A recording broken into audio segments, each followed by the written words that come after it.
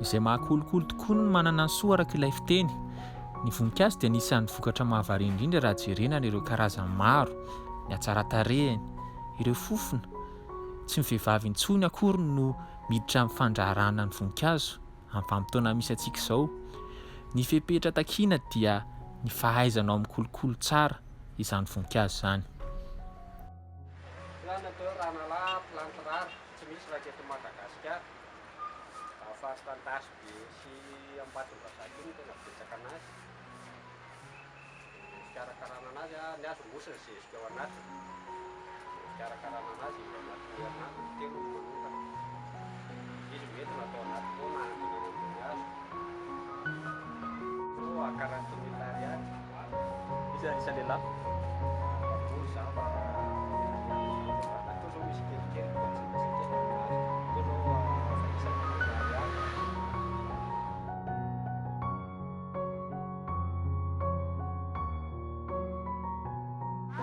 Mampianatra azy fa rehefa misy fotoana karakarana voninkazo dia karakara azy eo manondraka, manongotra ilay ahatra, manapaka an'ilay hitanao ilay efa simba ireny.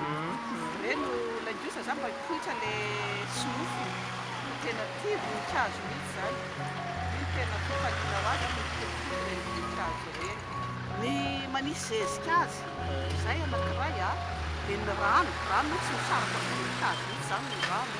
Azonao fa mila kolokoloina fa kolokolo zanaka ihany na ilaina fikolokoloina ilay voninkazo zay tena tia mihitsy tsy dia manana zaridaina ngeza zany fa eo an-davaranga nefa misy karazana voninkazo eo amin'ny lavaranga. Begonia, misy voninkazo be da be zany.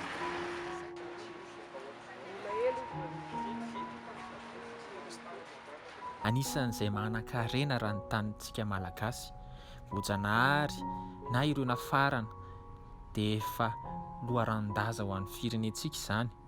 Tsy vitsy ireo mitady voninkazo mampiavaka ny Madagasikara, ka izany moa izany fiavahana izany no ahafahan'izy ireo mandroso mampiroborobo ny varotra.